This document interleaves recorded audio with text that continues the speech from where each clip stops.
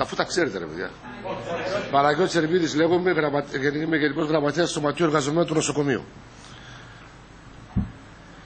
Με τη σειρά μου να σας καλημερίσω και να σας χαιρετήσω και εσάς.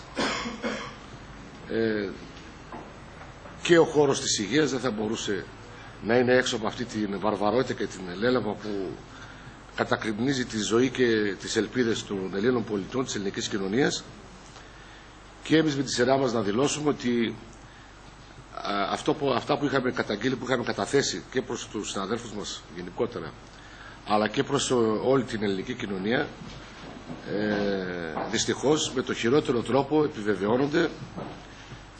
επιβεβαιώνονται στην πράξη. Και η πράξη αυτή που εφαρμόζεται είναι και θα γίνει ακόμη πιο οδυνηρή σε σχέση με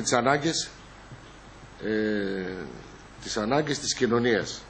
Ξέρετε πολύ καλά όλοι, όπως και ξέρουμε και εμείς εξίσου πολύ καλά, ότι ο χώρος υγείας είναι ένας ευαίσθητος χώρος δημοσίου συμφέροντος και δεν μπορεί σε καμία περίπτωση να μπαίνει στη ζυγαριά, είτε αυτό αφορά κόστος, εξορθολογισμό το λένε σήμερα, γιατί η ανθρώπινη υγεία και η ανθρώπινη ζωή δεν έχει κοστολόγιο. Με αυτό θέλω να σας δηλώσω και με άλλα επιμέρους κλαδικά ζητήματα που θα σας ανακοινώσουμε στην πορεία και στα πλαίσια των κινητοποιήσεων που έχουμε αποφασίσει και σαν Διοικητικό Συμβούλιο των Εργαζομένων, αλλά και στα πλαίσια των κινητοποιήσεων του νομορχιακού τμήματος της ΑΔΔ, τις ενέργειες του οποίου στηρίζουμε και συμμετέχουμε έμπρακτα και αποφασιστικά. Δηλώνω και εγώ με τη σειρά μου ότι ο αγώνας σήμερα δεν είναι αγώνας ούτε κλαδικός, ούτε συντεχνιακός, ούτε αγώνας επιμέρους.